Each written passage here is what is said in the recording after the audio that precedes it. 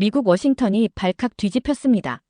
세계 최강을 자부하던 미 해군 항공모함이 작전 중 바다 한가운데서 멈춰섰다는 보고가 펜타곤에 도착했기 때문입니다. 그리고 더 충격적인 사실. 그 거대한 함선을 살린 건 미국도 일본도 아닌 한국의 기술자 셋이었습니다. 그 기술자들은 아무런 조건도 예우도 보상도 없이 나타났고 말도 없이 고치고 인터뷰도 거부한 채 돌아갔습니다. 그들이 남긴 건 단 한마디였죠. 우리는 발표하러 간 게 아닙니다. 수리하러 간 겁니다. 지금부터 세계 최강 군함이 무릎 꿇고 한국 기술자 셋에게 목숨을 맡기게 된 그날의 이야기 시작합니다. 저는 제프리 브레넌입니다. 미 해군 장비사령부 출신의 전직 기술 고문이자 22년간 항모전단 시스템 운용과 전략 장비 정비 체계를 담당했던 사람입니다. 그리고 지금은 이 글을 쓰며 조용히 한숨을 내쉬고 있습니다. 얼마 전이었습니다. 도널드 트럼프가 연설에서 주한미군 철수론을 꺼냈습니다. 한국은 안보 무임승차국이다. 돈을 더 내지 않으면 미군은 철수해야 한다.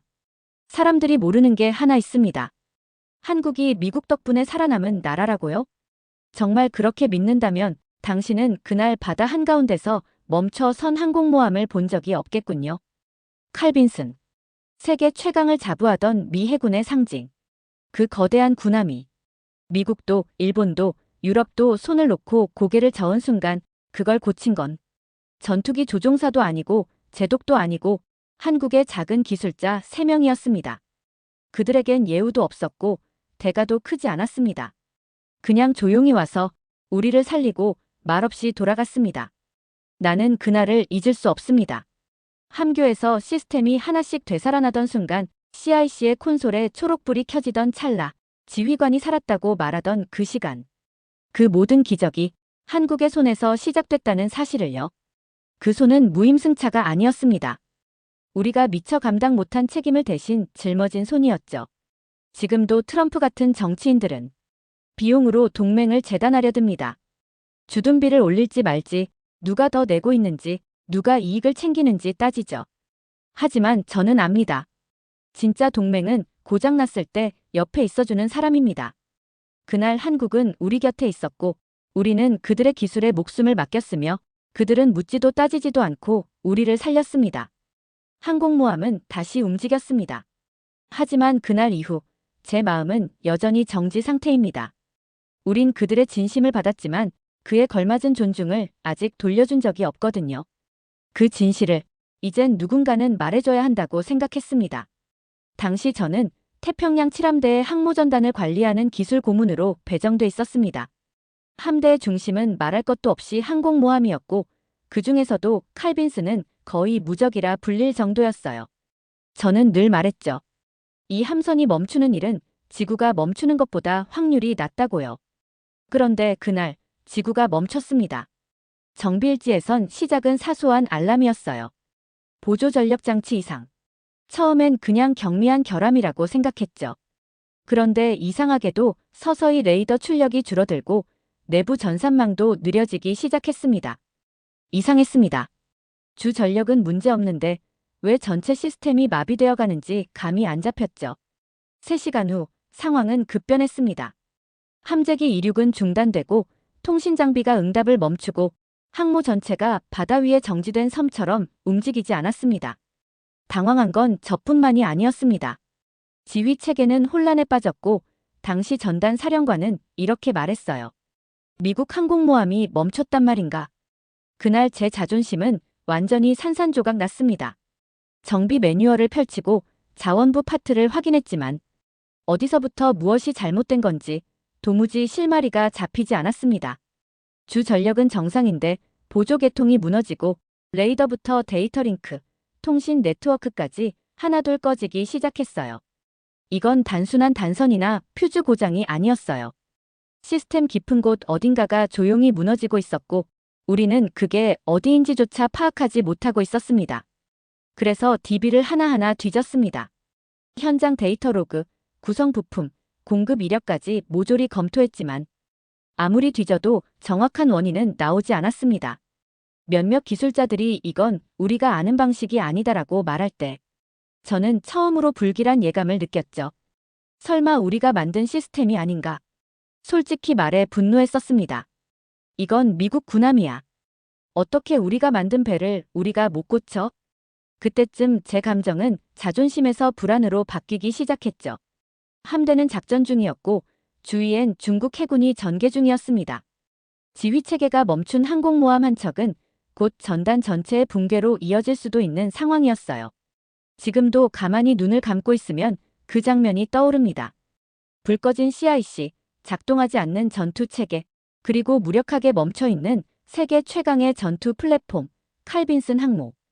그건 시스템 고장이 아니었습니다. 미국의 자존심이 해상에서 무릎 꿇은 순간이었죠. 처음에는 미국 본토 정비사령부에 연락을 돌렸습니다. 펜타곤 산하의 전력기술국과 레이시온, 록히드 마틴까지. 제가 직접 담당 엔지니어와 8시간 통화도 했고요. 그런데 결과는 똑같았어요. 우린 이 시스템의 내부 소스를 모릅니다. 우리가 150억 달러 넘게 들여 만든 핵심 전략 자산인데 그 안에 정밀 시스템을 우리가 모른다니요?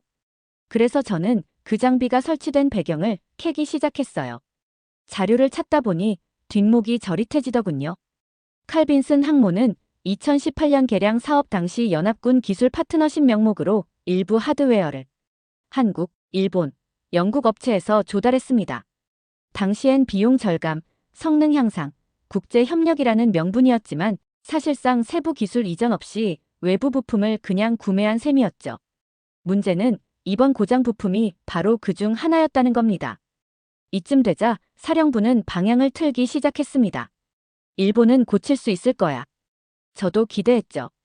요코스카 기지는 미 해군 제7함대의 보금자리니까요. 하지만 일본 기술진도 모른다는 답변이 왔습니다. 해당 부품은 일본이 납품한 장비와는 호환되지 않는 구조라고요. 그 다음은 유럽 차례였죠. 나토 통합정비소에 연락해 프랑스, 독일, 이탈리아 전력기술단에 요청을 넣었어요. 그쪽 반응은 더 황당했습니다. 미 해군 장비의 정비 요청이 왜 우리에게 옵니까? 그건 나토도 관리 불가능한 순수 미군 시스템이잖아요. 결국 아무도 책임지지 않는 부품 하나 때문에 세계 최강 항공모함이 멈춰버린 셈이었습니다. 회랑에 걸린 글로벌 공급망 연계도를 다시 들여다봤습니다. 그리고 충격을 받았어요. 우리가 미국산이라 믿고 쓰는 장비 중 놀랍게도 18% 이상이 한국 부품에 의존하고 있다는 사실을 알게 되었거든요. 이걸 어찌해야 할지 몰라 진짜 어처구니가 없었습니다. 우린 늘 세계를 움직이는 나라라고 자부했는데 조그마한 부품 하나에 작전 전체가 멈추는 걸 직접 보게 된 겁니다. 그때 작전 책임자가 제게 말했습니다. 혹시 모르니 한국에도 정식 요청을 넣겠습니다. 당신도 동행해주세요. 자존심보다 생존이 중요해진 순간이었죠. 우리가 도움을 요청한다고요? 한국에? 그는 담담히 말했어요. 미국도 못 고친 거면 이젠 고집 부릴 때가 아닙니다. 우리에겐 시간이 없습니다. 유럽도 일본도 못 고친다고 했어요. 지금 전단 전체가 위험합니다. 며칠 뒤 저는 국방사절단과 함께 서울행 비행기에 탑승했습니다. 그 안에서 제 마음은 복잡하기 그지없었죠. 세계 최강 미국이 한국에 무릎을 꿇는 순간. 이건 제 커리어 22년 중 가장 치욕적인 여정이었어요. 한국행 비행기 안에서 아무 말도 하지 못하고 하늘만 바라봤어요. 창밖으로 태평양이 보일 때마다 가슴이 조여왔습니다. 그 아래 어딘가에 칼빈슨이 움직이지 못한 채 태풍을 피하지도 못한 채 그 거대한 몸체를 바다에 맡긴 채 떠 있었거든요. 지금쯤이면 전단작전은 완전히 멈췄겠지. 제 옆자리의 군사참모는 말이 없었고 기내는 그야말로 침묵과 체념 그 자체였습니다. 그 누구도 자신있게 말할 수 없었어요. 한국에 도착해서 정말 이 사태가 해결될 수 있을지 말이죠. 인천공항에 도착하자 한국 국방부 소속의 연락장교 한 명이 우리를 마중 나왔습니다. 키가 작고 말수는 적었지만 눈빛이 날카롭고 또렷했어요. 그는 딱 한 문장만 했습니다. 현장 기술진과 바로 연결하겠습니다. 저는 사실 무언가 더 화려한 대응을 기대했는지도 모르겠습니다. 미 해군 사절단이 왔으면 그에 걸맞는 환영이나 회의나 의전이 있을 거라 생각했죠. 그런데 없었습니다. 그게 처음으로 한국기술대응시스템에서 받은 인상이었습니다. 우리는 곧바로 경기도 성남에 위치한 SMT솔루션즈 본사로 이동했습니다. 저는 그곳이 실리콘밸리식 스타트업 느낌일 거라 상상했어요.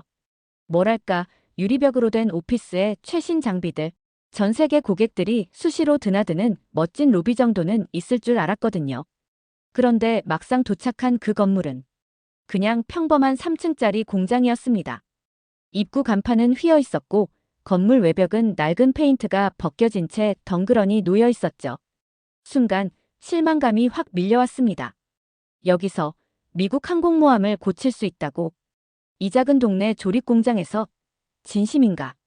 제 속으로는 이미 부정적인 판단이 내려졌던 것 같아요. 그 정도 기술이 있는 업체라면 최소한 외형부터 다를 줄 알았거든요. 하지만 곧 그 판단이 얼마나 어리석었는지 깨달았습니다. 공장 문이 열리자 전혀 다른 세계가 펼쳐졌습니다. 내부는 놀라울 만큼 정돈돼 있었고 ESD 차단 장비, 정전기 무균 라인, 부품 구조 시뮬레이션 설비, 제어칩을 직접 테스트하는 전자실까지 갖춰져 있었어요. 거기서 저는 이 사건의 열쇠를 쥔 인물들을 만났습니다. 총 3명. 40대 후반의 수석 엔지니어, 30대의 제어회로 전문가, 그리고 갓 입사한 듯한 20대 후반의 젊은 기술자. 수석 엔지니어는 저를 보며 가볍게 인사했습니다. 한국말 잘 못하시죠? 영어로 말씀드릴게요. 그는 단도직입적으로 말했습니다. 그 부품, 우리가 만든 거 맞습니다. 우리는 그 회로를 누구에게도 안 넘겼습니다. 미국도 예외는 아니었습니다. 왜요? 미국은 동맹국 아닙니까? 기술 공유 협약도 있고. 그는 조용히 웃었습니다. 전장에서는 동맹이 아니라 책임이 중요하니까요. 순간 말문이 막혔습니다. 그들은 곧바로 상황을 분석했고 부품 회로의 오류 가능성과 칼빈슨 항모의 전력 재분배 설계까지 빠르게 파악했습니다. 심지어 항모에 탑재된 미 해군 보안 프로토콜의 한계점까지 이미 분석한 상태였어요.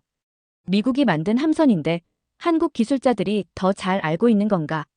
그날 밤 그들은 준비를 마치고 미군 전용 수송기 편으로 칼빈슨으로 향할 채비를 시작했습니다. 작업 가방은 작았고 사람 수도 단 3명. 그러나 그 누구보다 당당했고 집중돼 있었으며 절대 흔들리지 않았습니다. 마지막으로 물었습니다. 정말 이걸 고칠 수 있습니까? 수석 엔지니어는 대답하지 않았습니다.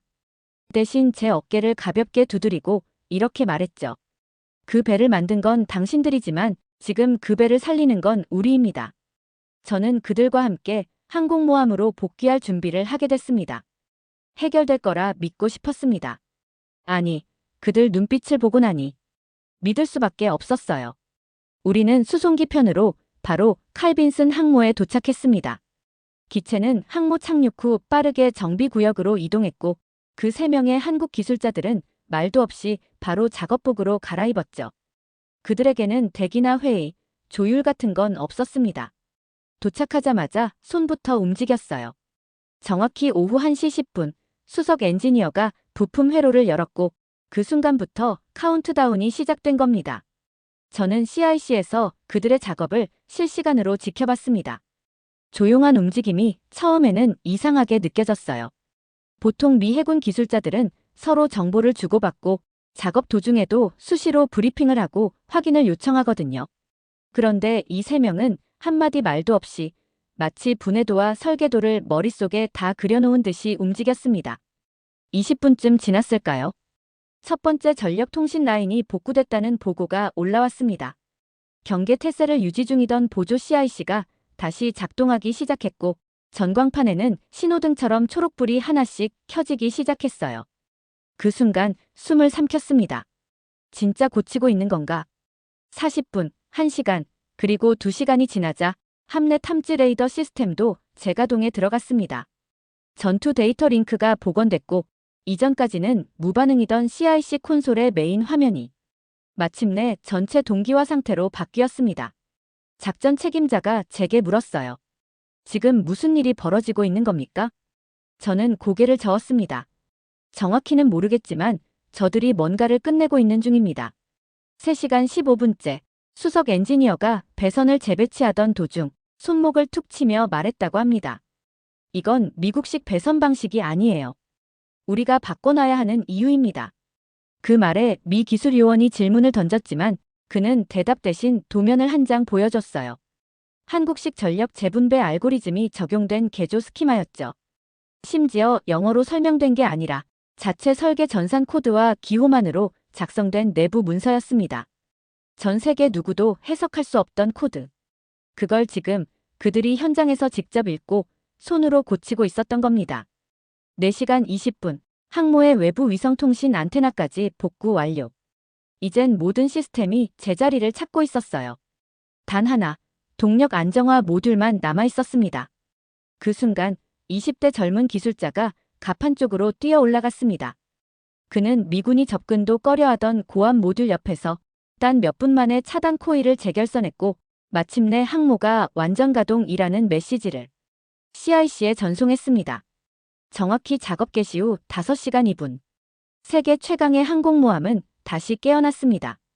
그 순간 조용히 CIC에서 일어나 창밖을 봤습니다. 파도가 여전히 치고 있었지만 그 위에 떠있는 칼빈스는 다시 살아있었습니다. 지휘관이 말했습니다.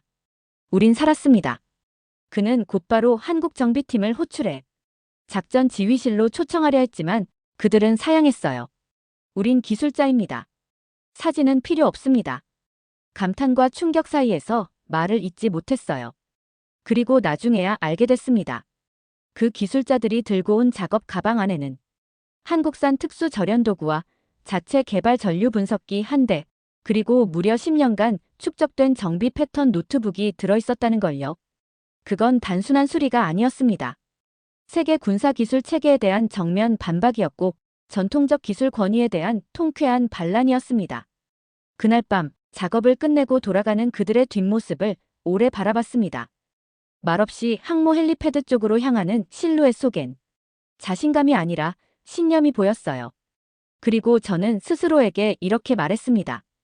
우린 이제 더 이상 기술 패권국이 아니다. 워싱턴으로 복귀한 건 칼빈슨 항모가 완전히 정상화된 지 일주일 뒤였습니다. 기지 착륙 직후 저는 바로 펜타곤으로 소환됐고 삼성 제독이 주재하는 전략기술보고회의에 참석하게 되었어요. 예전 같았으면 당연한 절차였겠지만 그날은 느낌이 전혀 달랐습니다. 회의실 문을 여는 순간 그 고요함이 제 심장을 철렁 내려앉게 만들더군요. 미 국방부 첨단장비국, 전투력 유지실, 해군조달본부, 그리고 정보기술사령부까지 최고 위급 간부들이 일제히 저를 바라보고 있었습니다. 예전 회의 같았으면 각자 노트북만 쳐다보며 딴청 피우는 사람도 있었을 텐데 그날은 그 누구도 눈을 떼지 않았어요. 저는 천천히 칼빈슨 항모의 정지 원인을 설명했습니다. 그 한국산 부품의 구조, 오류 경로, 복구 시간, 그리고 현장 대응자들의 행동 순서까지. 딱히 감정을 담은 보고는 아니었지만 말하는 제 입술이 자꾸 말라붙고 떨렸습니다. 그때까지만 해도 마음 한구석에 내가 미국 기술 자존심에 먹칠을 하고 있는 건 아닐까 하는 자괴감이 있었거든요. 그런데 보고가 끝나자마자 제 옆에 앉아있던 정보사령부 부국장이 조용히 말했어요. 당신은 실패한 게 아닙니다. 그 장면을 눈으로 본 미국인 중 당신이 최초니까요. 그리고 박수가 시작됐습니다. 처음엔 조용했지만 점점 커지고 진심이 실린 박수였어요. 그 순간 눈물이 날 뻔했습니다. 수치라고 생각했던 경험이 이제는 미국의 새로운 기술 리셋의 출발점이 될 수 있다는 가능성으로 받아들여졌기 때문입니다. 그 회의에서 놀라운 결정이 내려졌습니다. 해당 장비를 납품한 SMT 솔루션즈에 미 국방부 공식 정비 컨설팅 자격을 부여한다. 이건 전례 없는 일이었죠. 정식 미국 국방시장에서 중소외국 업체가 기술 자문 권한까지 부여받은 첫 사례였습니다. 이 결정이 내려지기까지는 제 상관이자 해군장 비국장인 해롤드 제독의 강력한 의견이 있었습니다. 그는 저보다 더 보수적인 인물이었고 한국을 늘 신뢰할 수 있지만 2차 공급선 정도로 평가하던 인물이었어요. 그런데 그는 회의 후 이렇게 말했습니다. 제프, 난 평생 항모를 떠받드는 건 강철과 해결료라고 생각했어. 하지만 지금은 확신해. 우릴 살린 건 기술자의 손이고 그 손은 한국에서 왔지. 그 후 며칠간 펜타곤 내부 서버에는 한국 기술자들의 작업 영상이 업로드됐습니다. 엔지니어들이 항공모함의 심장을 해체하고 다시 조립하고 복잡한 회로를 손끝으로 복원해내는 그 장면은 회의실마다 퍼져나가며 하나의 전설처럼 회자되기 시작했어요. 자연스럽게 저에게도 수많은 인터뷰 요청이 쏟아졌습니다. 국방 전문 기자부터 안보 싱크탱크, 심지어 다큐멘터리 제작진까지. 그들 모두가 묻고 싶어 했던 건 결국 하나였죠. 정말 한국 기술이 미국 항공모함을 살린 게 맞습니까? 그 질문에 단 한 번도 머뭇거린 적이 없습니다. 정확히 말하자면 우리는 고장난 부품을 수리한 게 아니라 기술에 대한 자존심을 내려놓고 생존을 선택한 겁니다. 잠시 정적이 흐른 뒤 한 기자가 손을 들며 이렇게 말하더군요. 그런데 결국은 그냥 부품 하나 고친 거 아닌가요? 그 말의 순간 아무 말도 하지 못했어요. 도대체 어디서부터 설명해야 이 일이 단순한 수리가 아니라는 걸 이해시킬 수 있을까? 머릿속이 복잡해졌거든요. 미 해군에서 시스템 고장은 일상입니다. 단자 하나 녹슬어도 보급 작전이 취소되기도 하고 해수면 염분이 조금만 기준치를 넘겨도 레이더 오차 범위가 커져 작전 자체가 흔들려요. 하지만 이번 사건은 달랐습니다.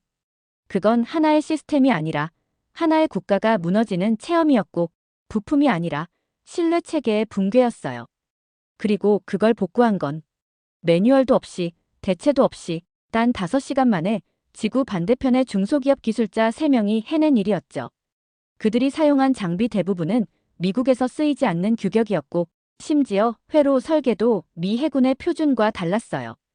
우리는 그동안 미국식이 세계 기준이라고 믿어왔는데 정작 고장을 해결한 건 우리가 한 번도 배워본 적 없는 구조였던 겁니다. 며칠 후 국방연구소에서 내부 분석 보고서를 하나 받았습니다. 제목은 아주 간단했어요. 한국 기술자들이 항공모함 시스템을 복구할 수 있었던 구조적 이유. 읽어 내려가다가 손이 멈춘 부분이 있었어요. 미국은 다수의 외주 기업에 기술을 분산시키는 구조를 채택했으나 한국은 단일 설계 권한과 책임 소재를 개발자 중심으로 집중시킨 형태였다. 이로 인해 현장에서의 실시간 수리와 수정이 가능했다. 간단히 말해 우리는 하청의 하청을 거친 구조, 한국은 기술자가 설계부터 수리까지 책임지는 구조였던 거예요. 그 순간 저는 충격을 받았습니다. 지금까지 우리는 언제나 리스크를 분산시켜야 한다고 배웠어요. 그런데 그 분산이 결국 아무도 책임지지 않는 구조가 됐다는 걸 이번 일을 통해 뼈저리게 깨달았습니다. 한편으로는 분했고 다른 한편으론 존경스러웠어요. 어떻게 저렇게 작은 나라가 그 많은 제약 속에서도 자신들만의 기술 체계를 이뤄낼 수 있었을까? 그에 대한 답은 의외로 간단했습니다. 전쟁이 일어나면 미국이 안 올 수도 있다는 전제. 한국의 방산 기술자들은 그 전제를 기본값으로 설정하고 시스템을 개발했더라고요. 자기들만의 전쟁, 자기들만의 생존, 그리고 자기들만의 수리 매뉴얼. 그들의 시스템 복구 방식은 실전 상황을 전제로 한 연습의 결과였습니다. 시간 단축을 위해 각인된 손동작, 전압 분산을 위한 자체 테스트 알고리즘, 모든 회로에 대한 기억 복원형 대응. 말이 쉽지. 이건 기술자 한 명이 10년 넘게 한 시스템만 파고든 집중력이 없으면 절대 나올 수 없는 결과였어요. 그리고 이건 자동화 장비로는 절대 따라갈 수 없는 영역이기도 했죠. 보고서 마지막 장엔 이런 문장이 쓰여 있었습니다. 이제 한국 기술을 동맹국 장비의 보조수단으로 간주하지 말고 핵심 전력 생존 체계의 일부로 판단하라. 이건 미국 국방 전략의 축 자체가 바뀌는 선언이었죠. 그날 이후로 저는 어디를 가든 이번엔 또 무슨 장비 고장났어? 라는 말이 더 이상 가볍게 들리지 않았습니다. 언제 어디서든 우리를 다시 살릴 사람이 미국이 아닐 수 있다는 가능성. 동시에 한국이라는 나라가 있다는 사실이 놀라운 희망이기도 했어요. 항공모함 사건 이후 저는 국방기술 파트너십 검토 회의에 고정 배석하게 됐습니다. 회의실 책상 위엔 각국 장비 분석 리포트가 쌓여 있었고 그중 한국산 장비가 표기된 문서는 항상 빨간색 클립으로 구분돼 있었어요. 주의사항이라는 의미였죠. 내용을 보면 이렇습니다. 내부 구조 해석 불가. 기술 설명 생략. 현장 대응에 한국 기술자 필요. 그리고 어느 날 한 가지 충격적인 사실을 마주했습니다. 우리 해군이 운용 중인 최신 해상 드론 4종 중 2종이 한국 중소기업의 핵심 센서를 쓰고 있었고, 그중 하나는 미국 내 해상 테스트 실패 후 한국에 넘겨져 업그레이드된 결과물이라는 거였어요. 게다가 공군에서도 레이더 교란 회피 알고리즘 중 일부가 한국 방위산업체의 원천 특허를 기반으로 도입됐다는 보고가 올라왔죠. 혼란스러웠습니다. 언제부터 우리가 기술을 빌려 쓰는 쪽이 됐지? 한국이 대체 어디까지 올라온 거지? 겉으로 보기엔 아직 미국이 세계 최강의 무기 생산국입니다. F-35, 버지니아급, 콜럼비아급, 스펙만 보면 적수가 없어요. 그런데 속을 까보면 그 안에 점점 더 많은 한국 기술이 들어가 있고, 우리는 그걸 제대로 설명도 못하는 상황이 돼가고 있었습니다. 그리고 한국 기술의 특징은 단순함이었어요. 그들은 복잡한 장비가 아니라 현장에서 고칠 수 있게 설계해 놓은 거죠. 미 해군 표준 고속정은 모듈 해체에만 5시간 이상 걸립니다. 그런데 한국 해군이 사용하는 고속정은 단 40분이면 엔진 모듈까지 분리 가능하게 설계돼 있었어요. 왜 그런 차이가 나냐고요? 그쪽은 전쟁을 정말로 대비하고 있었던 거예요. 군수 보급이 끊겨도 우리가 직접 고쳐야 한다는 전제가 설계 철학에 박혀 있더라고요. 그 후 저는 한국산 부품이 들어간 장비를 볼 때마다 가슴이 묘하게 조여옵니다. 그게 존경 때문인지 경계심 때문인지 아니면 우리 시스템이 그만큼 뒤처졌다는 자각 때문인지는 모르겠어요. 하지만 확실한 건 하나입니다.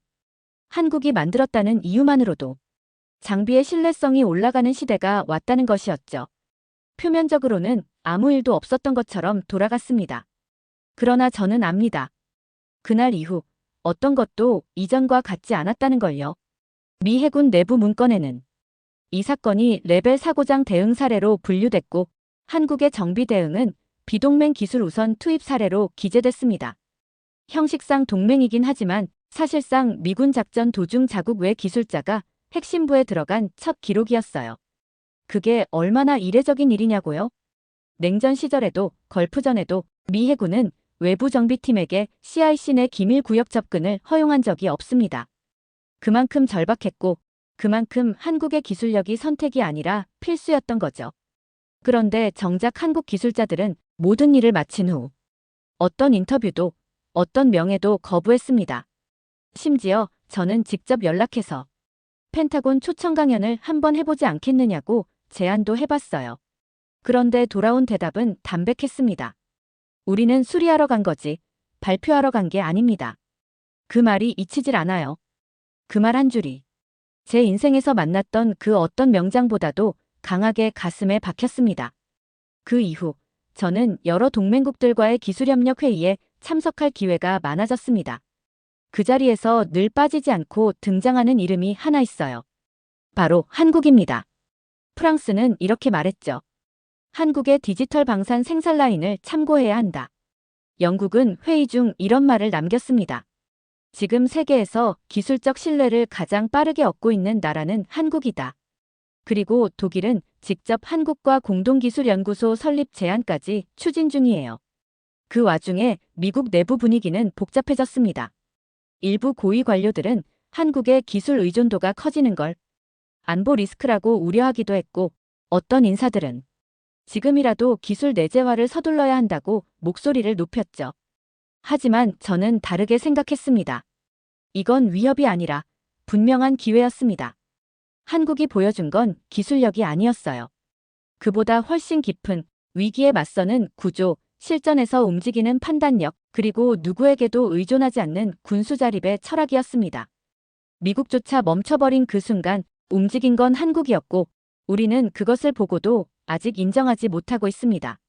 지금의 우리는 여전히 계산기부터 꺼내드는 방식에서 벗어나지 못하고 있어요. 누가 더 냈느니, 방위비가 정당하느니 마치 동맹이 장부 위 숫자인 것처럼 굴죠. 그리고 그 선두엔 자신의 이름 석자를 더 크게 만들기 위해 동맹을 흥정하고 주둔군을 협상 카드처럼 흔들어대는 대통령도 있습니다. 그럴 때마다 저는 목이 메어옵니다. 우리는 그날의 손길을, 그 겸손한 구원자를 너무 쉽게 잊고 있는 건 아닐까요? 그런 식의 동맹이라면 차라리 없는 편이 낫습니다. 동맹이란 돈으로 잰거리가 아닙니다. 그건 고장났을 때 누가 손을 내밀어 주는가, 무너졌을 때 누가 말없이 지켜주는가의 문제입니다. 저는 기술자입니다. 말보다 시스템을 믿고 정치보다 전선을 신뢰하며 살아온 사람입니다. 그런 제가 확신할 수 있는 건 단 하나예요. 한국은 말보다 손으로 동맹을 지킨 나라입니다. 이 글이 누군가에겐 너무 감상적으로 보일지도 모르겠습니다. 하지만 저는 감상이 아니라 목격자로서의 책임으로 이 이야기를 남깁니다. 제 이름은 제프리 브레넌. 퇴역한 해군 기술자이자 한때 항공모함 위에서 한국이라는 나라에 생명을 맡겼던 사람입니다. 그날의 기억을 안고 이제 저는 제 커리어의 마지막을 기록하려 합니다. 부디 동맹을 함부로 다루지 마십시오. 정치적 구호보다 현장에서 당신을 고쳐줄 누군가를 기억하세요. 두 번째 사연 시작합니다. 북극이 녹자 세계가 얼어붙었습니다. 러시아는 봉쇄됐고 미국은 뺏겼으며 중국은 돌아서야만 했습니다. 그리고 그 빈자리를 한국이라는 나라가 가만히 들어찼습니다. 이건 우연이 아니었습니다. 빙하가 깨어지기 전부터 그 나라는 자신들만의 시간표를 조용히 준비하고 있었거든요. 설계도도 자원도 주변국도 없었습니다. 그런데도 그들은 기회를 뚫었습니다. 아니, 위기 속에서 스스로 기회를 설계한 나라였습니다.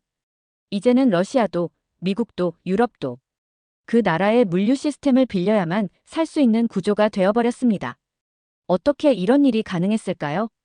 도대체 이 나라가 어떻게 세계 물류의 중심으로 떠오른 걸까요? 그 현장을 가장 가까이서 지켜본 한 유럽 전략가가 말합니다. 이건 한국이 이긴 게 아닙니다. 한국만이 살아남았던 겁니다. 그리고 그 생존이 지금 세계를 지배하고 있습니다. 지금부터 당신이 한 번도 들어본 적 없는 한국의 침묵 전략, 그리고 천년을 기다린 시간표의 진짜 정체를 지금 공개합니다. 솔직히 말씀드리면 저는 한국이 이렇게까지 무서운 나라일 줄 몰랐어요. 영국 국방부에서 수십 년간 전략 지리를 분석했습니다. 미 해군과의 조인트 리서치, 나토의 북방 항로 보고서 작성에도 참여했고 러시아가 북극에 구축 중이던 원자력 쇄빙선 배치 계획도 검토했어요. 북극은 저의 전문 분야였고 누구보다 냉철하게 이 지역을 지정학적 게임보드 위에 올려놓고 다루는 사람 중 하나였죠. 제가 분석한 세계 해상 교통로는 수백 개에 달했어요. 수에즈 운하를 통과하는 중동 석유 루트, 말라카 해협의 동남아 물류망, 파나마 운하의 태평양 대서양 연결고리까지. 이 모든 항로의 핵심에는 늘 같은 이름들이 있었죠. 런던, 암스테르담, 싱가포르, 뉴욕. 대영 제국이 설계하고 미국이 계승한 해상 패권의 요충지들이었어요. 그런 관점에서 보면 한국은 정말 없는 나라에 가까웠어요. 지도 위에서 빨간 펜으로 그어진 주요 항로들은 모두 한반도를 비껴갔거든요. 중국의 상하이와 일본의 요코하마를 잇는 선 위에 살짝 걸쳐 있을 뿐 그 누구도 한국을 목적지로 설정하지 않았어요. 항로의 중심은 언제나 런던이었고 상업의 교차점은 싱가포르, 로테르담, 뉴욕이었으며 때때로는 파나마였어요. 한국은 그저 중국과 일본 사이에 끼인 조그만 반도국이었을 뿐입니다. 물론 반도체 산업이 강하다는 건 알고 있었지만 해양 전략, 그것도 북극 전략에서 한국이 주인공이 될 거라곤 상상도 못했거든요. 실제로 제가 2019년에 작성한 북극 항로 개발과 신냉전 구조 보고서에서 한국은 단 세 줄로만 언급됐어요. 한국은 조선업 기술력을 바탕으로 쇄빙선 건조에 참여할 가능성이 있으나 지정학적 영향력은 제한적일 것으로 예상된다. 그러다 어느 날 한 통의 메일을 받았습니다. 제 옛 동료이자 현재 UN 북극위원회 자문팀에 들어간 토마스 박사였죠. 그는 이렇게 적어보냈어요. 리처드, 한국이 북극의 싱가포르가 될 수도 있어. 무시하지 말고 한번 와서 직접 봐. 처음엔 웃었습니다. 한국이 북극에서 싱가포르가 된다고. 그건 마치 스코틀랜드 어부마을이 런던을 이긴다고 주장하는 것과 같았어요. 하지만 토마스의 이력을 무시할 수는 없었어요. 그는 북극 해빙 변화를 20년간 추적해온 전문가였고 무엇보다 감정에 휘둘리지 않는 냉철한 분석가였거든요. 그런 그가 한국을 언급했다는 건 분명 이유가 있을 거라고 생각했죠. 며칠 뒤 저는 한국 관련 자료를 다시 살펴보기 시작했어요. 그때 발견한 몇 가지 사실들이 저를 당황스럽게 만들었습니다. 한국의 조선 산업은 이미 세계 1위였고 북극 쇄빙선과 LNG 운반선을 가장 많이 생산하는 국가였으며 부산항은 세계에서 가장 빠른 항만 회전율을 기록하고 있었어요. 특히 충격적이었던 건 러시아가 주문한 15척의 북극용 LNG 운반선 중 12척이 한국 조선소에서 건조되고 있다는 사실이었죠. 그뿐만이 아니었어요. 한국해양과학기술원에서는 이미 2015년부터 북극항로 운항 최적화 시스템을 개발하고 있었고 부산항만공사는 북극항로 연계 물류 허브 구축 계획을 세우고 있었어요. 이 모든 게 북극항로가 본격적으로 주목받기 훨씬 전부터 진행되고 있었던 거죠. 더 놀라운 건 한국 정부가 2013년부터 북극위원회 옵서버 자격을 유지하며 북극 거버넌스에 적극 참여하고 있었다는 사실이었어요. 저를 포함한 서방 전문가들이 한국을 북극과 무관한 나라로 치부하고 있는 동안 한국은 이미 북극의 미래에 자신들의 자리를 확보하고 있었던 겁니다. 기후변화가 가속화되며 북극 항로가 실질적으로 열리고 있고 그 노선이 대한해협, 바로 한국의 동남부를 지나게 된다는 정보를 접한 순간 무릎이 조금 흔들렸어요. 잠깐만, 이건 클 수 있겠는데? 런던에서 출발할 때까지만 해도 속으로는 여전히 회의적이었죠. 항로는 대국의 것이야. 작은 반도국이 낄 틈은 없어. 이게 제 뇌리에 박혀있던 생각이었거든요. 하지만 인천공항에 도착해 첫 발을 딛는 순간부터 무언가 묘하게 달랐어요. 공항의 정밀한 운영 시스템, 시간 단위가 아니라 분 단위로 움직이는 물류 흐름, 그리고 그 위에 실려있는 사람들의 긴장감 있는 에너지. 그저 서울을 경유해 부산으로 향하는 여정이었지만 어느 순간 제 머릿속엔 의문이 떠올랐어요. 왜 이 나라는 이토록 작은 땅에 이토록 거대한 시스템을 밀어넣고 있는 걸까? 부산에 도착한 건 저녁 무렵이었습니다. 컨테이너 항구 야경을 처음 본 순간 그 광경을 말 그대로 전쟁터라고 표현하고 싶었어요. 수천 대의 트럭, 쉼없이 움직이는 크레인, 레일 위를 미끄러지듯 움직이는 자동화 시스템. 그리고 그 모든 걸 정밀하게 조율하는 사람들. 제가 조사해온 러시아의 북극해로 계획은 대부분 군사적 전략적 목적이었어요. 에너지, 안보, 영토권. 하지만 이곳 부산에서는 경제 생명선으로서 항로가 설계되고 있었죠. 방향 자체가 다르더군요. 그리고 저는 항만공사의 연구 책임자와 인터뷰를 진행했어요. 그는 이렇게 말했습니다. 우린 전쟁 한 번으로 수도를 잃어본 나라예요. 수출길이 막히면 나라 전체가 숨을 못 쉽니다. 북극이 열린다는 건 우리에겐 기회가 아니라 생존이죠. 생존이라니. 저는 지금껏 북극 항로를 패권의 수단으로만 봤어요. 하지만 이곳 사람들은 살아남기 위한 도구로 보고 있었습니다. 저는 이후 며칠간 부산의 여러 물류단지, 배후산업단지, 조선소를 직접 방문했어요.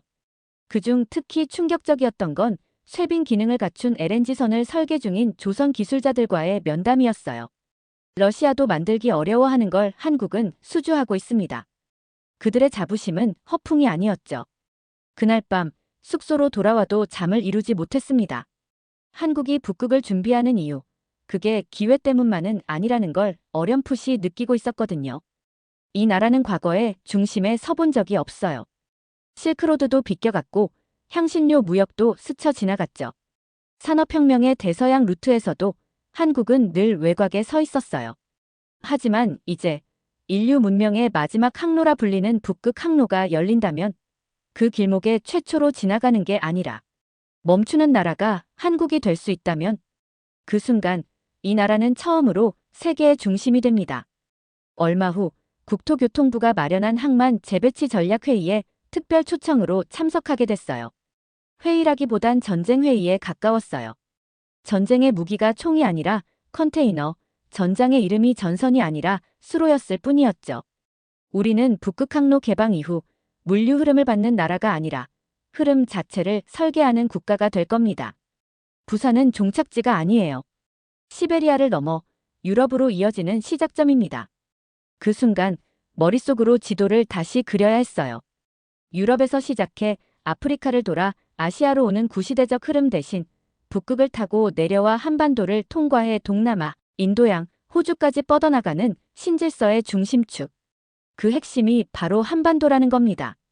러시아 해양연구소의 로마노프 박사에게 메일을 보냈어요. 몇 주 전 핀란드 헬싱키에서 함께한 북극해 토론회에서 그는 이런 말을 했었거든요. 한국인들은 북극을 극지라고 하지만 우리에게는 그것이 유일한 탈출구입니다. 그 말의 의미가 이제야 가슴에 와닿기 시작한 겁니다. 다음 날 도착한 그의 답장은 단 한 줄이었어요. 서울로 가겠다. 앞으로 러시아의 동지는 한국이 되어야 하니까. 그 순간 머리로는 이해할 수 없었던 어떤 역사적 전환점을 가슴으로 느꼈어요. 러시아는 늘 서쪽에서 상처받았습니다. 서유럽과의 전쟁, 나토의 동진, 우크라이나 전쟁까지 그들에게 서방은 날카로운 칼날이었고 동쪽은 차가운 바람이었지만 아직 꺼지지 않은 희망이었죠. 그래서 그들은 동진을 택했어요. 로마노프 박사와의 화상회의에서 그는 더 솔직한 이야기를 들려줬어요. 리처드, 당신은 모를 겁니다. 러시아가 얼마나 고립감을 느끼고 있는지 말이에요. 서방은 우리를 적으로 보고 중국은 우리를 이용하려 하죠. 하지만 한국은 다릅니다. 한국은 우리를 파트너로 봐요. 그는 계속 말했어요. 2022년 우크라이나 전쟁이 시작된 후 전 세계가 러시아의 등을 돌렸을 때 한국 기업들은 달랐어요. 제재는 지켰지만 기술 협력과 민간 교류는 완전히 끊지 않았죠. 이게 얼마나 큰 의미인지 아세요? 저는 그때까지 모르고 있었어요. 한국이 러시아와 그런 미묘한 균형을 유지하고 있었다는 사실을요. 한국은 러시아와의 전쟁이 없었습니다. 또한 단 한 번도 러시아 영토를 넘본 적도 없었죠. 이 역사적 사실이 러시아에게 심리적 신뢰를 만들어준 것입니다. 로마노프 박사는 말했어요. 중국은 인구가 너무 많고 일본은 과거가 복잡하죠. 한국은 작지만 위협이 없고 기술은 넘치며 무엇보다 약속을 지킵니다. 러시아는 실제로 움직이고 있었어요.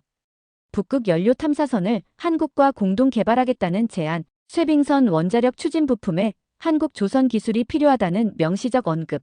그들은 알고 있었어요. 크고 센 나라가 아니라 조용히 약속을 지키는 나라가 진짜 강국이라는 걸요. 러시아 외무부의 한 고위 관료는 비공식 대화에서 이런 말을 했다고 로마노프가 전해졌어요. 우리는 한국을 극동의 스위스라고 부릅니다. 중립적이면서도 실용적이고 작지만 누구도 무시할 수 없는 기술력을 가진 나라죠. 그리고 결정적인 한마디를 덧붙였다고 해요. 한국과 함께라면 우리는 북극에서 혼자가 아닙니다. 블라디보스토크에서 만난 러시아 항만청 실무관은 절박함과 동시에 기대라는 단어가 담긴 눈빛으로 말했어요. 한국은 이미 20년 전부터 준비하고 있었죠. 우린 이제 막 시작인데 솔직히 그 기술과 운영 능력을 따라갈 수 없습니다. 그는 제게 놀라운 자료를 보여줬어요. 한국이 러시아와 진행 중인 북극 관련 협력 프로젝트가 무려 47개나 됐거든요. 쇠빙선 기술 이전, LNG 운반선 공동 개발, 북극 항로 운항 시뮬레이션 시스템 구축, 심지어 북극 과학기지 건설까지. 이 모든 프로젝트에서 한국은 기술을, 러시아는 자원과 항로를 제공하는 구조입니다. 서로가 가진 최고의 것을 나누는 거죠. 그때 저는 깨달았어요.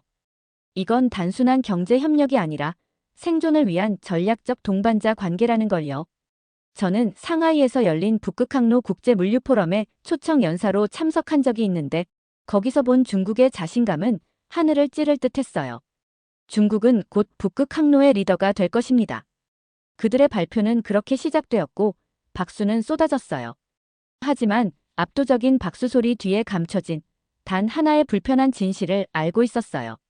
그 누구도 입 밖에 꺼내지 않던 진실. 중국은 북극 항로의 중심이 될 수 없다는 진실. 중국은 북극 항로를 제2의 1대1로라고 부르고 있었어요. 상하이, 닝보, 칭다오, 텐진, 잇따른 항만 확장과 쇠빙선 도입, 북극해 과학기지 건설까지. 겉으로 보기엔 완벽했죠. 그들의 말처럼 이미 준비된 강대국처럼 보였어요. 그날 포럼 현장에서 중국 대표단은 이렇게 말했습니다. 우리는 쇠빙선 8척을 추가로 발주했고 북극항로 30% 이상을 중국 무역로로 만들 것입니다. 그리고 이어진 문장. 대한해협이 거점 항만, 상하이와 광저우가 대신할 수 있습니다. 저는 웃음을 참을 수가 없었어요. 그 말은 판을 잘못 읽고 있다는 증거였거든요. 북극 항로는 거리 단축 게임이 아니에요. 그건 누가 세계가 안심하고 짐을 맡길 수 있는 나라냐의 싸움이었어요. 그리고 그 질문 앞에서 중국은 신뢰를 얻지 못했습니다. 중국의 항만은 빠르고 크지만 사람들이 두려워하는 건 그들이 짓는 항만이 아니라 그들이 뒤에서 끄는 계산기였어요. 이제 막 북극을 뚫기 시작한 선박회사들, 유럽의 해운연합, 북미의 물류 전략가들 모두 상하이 대신 부산을 향해 눈을 돌리고 있었어요. 왜냐고요? 부산항의 자동화 터미널은 세계 최고 수준으로 발전했고 울산과 창원의 조선소는 쇠빙선의 프로토타입을 이미 완성한 상태였죠. 경남 지역에는 북극물류연구소라는 기구가 조용히 문을 열었고 정부는 한러 물류 공동기획단을 꾸려 북극항로 연계 시뮬레이션을 가동 중이었어요. 누구도 거부하지 못하는 진실 하나. 신뢰는 건물보다 느리게 쌓이지만 무너질 때는 순식간이다. 중국은 그 신뢰를 지키지 못했고 한국은 말없이 쌓아 올리고 있었던 겁니다. 미국은 이 상황을 주시하고 있어요. 미국이 북극을 독자적으로 운영할 수 없는 이상 중국보다는 한국이 낫다는 인식은 이미 미국 국무부 내부 보고서에 명시되어 있었죠. 처음 이 사실을 들은 건 워싱턴 해군 전략센터의 세미나에서였어요. 그날 주제는 중국의 팽창에 대응한 동북아 항로 전략이었죠. 미 해군의 예비역 제독이 단상에 올라가 이 한마디를 남겼어요. 한국은 우리보다 먼저 움직였다.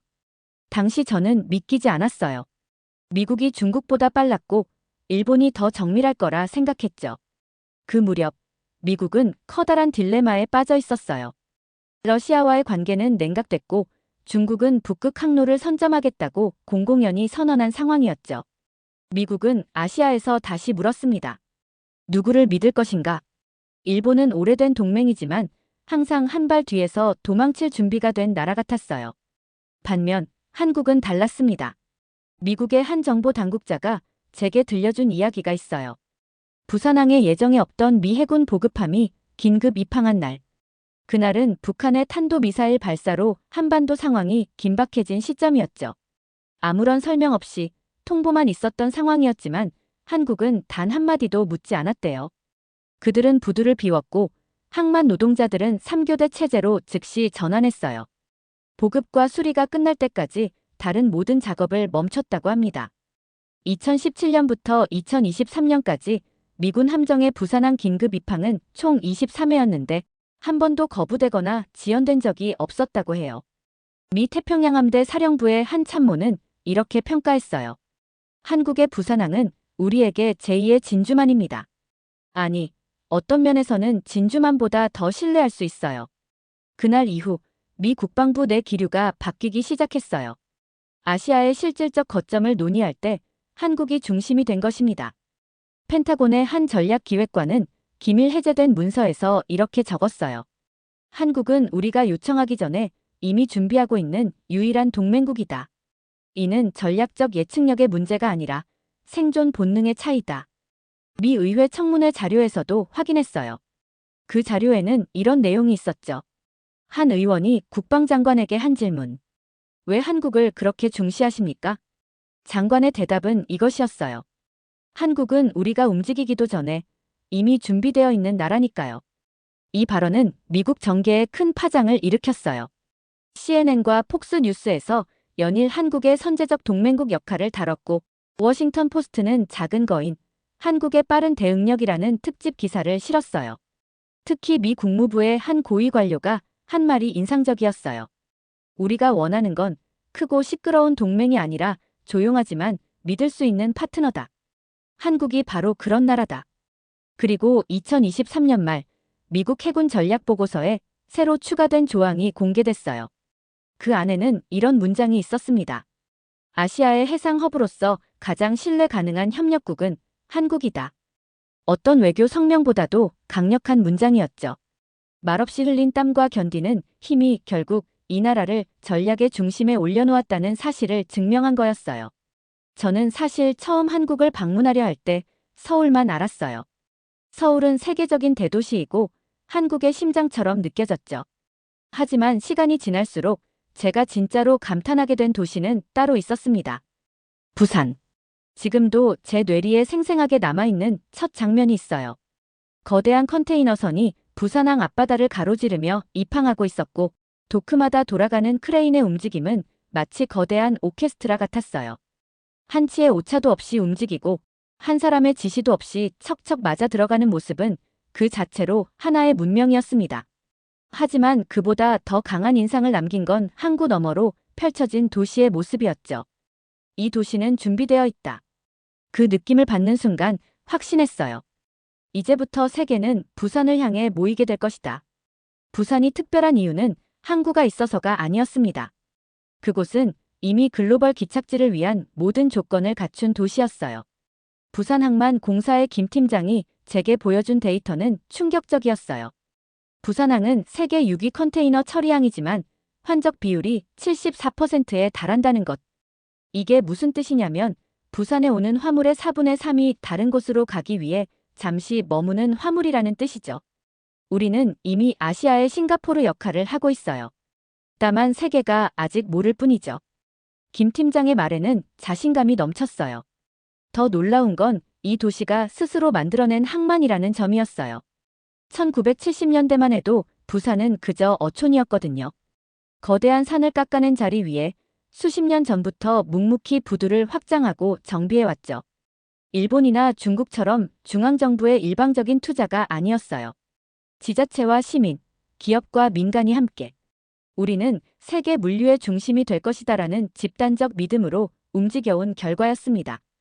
부산항만공사 건설부의 차장이 들려준 이야기가 인상적이었어요.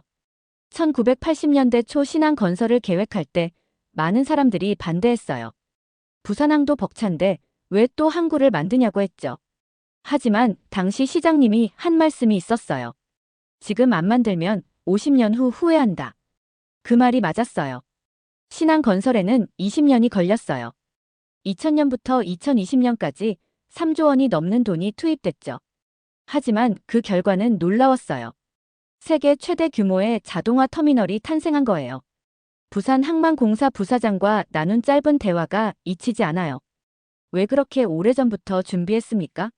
아직 북극 항로도 열리지 않았는데 말이죠. 그는 웃으며 말했어요. 항로는 기다리는 자의 것이 아니라 준비한 자의 것입니다. 부산의 시스템은 항구를 넘어서 있었어요.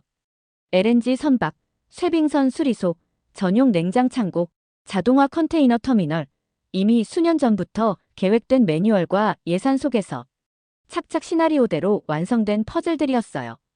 특히 감천항 일대에 건설 중인 북극 항로 전용 터미널을 보았을 때는 소름이 돋았어요. 영하 40도까지 견딜 수 있는 극저온 창고, LNG, 운반선 전용 저반시설, 쇠빙선 수리를 위한 드라이도까지.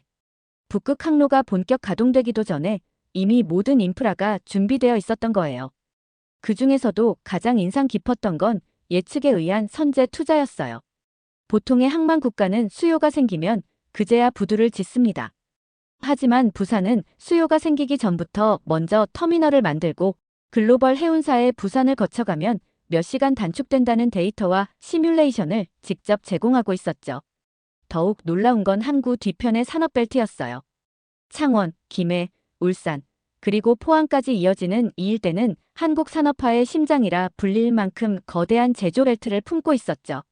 제가 묵었던 호텔에서는 1시간 반 만에 포항까지 도달할 수 있었고 고속철도망과 고속도로가 교차하며 동부가 물류의 허브라는 말이 전혀 과장이 아님을 실감했어요. 울산의 현대중공업을 방문했을 때 거기서 본 광경은 정말 압도적이었어요.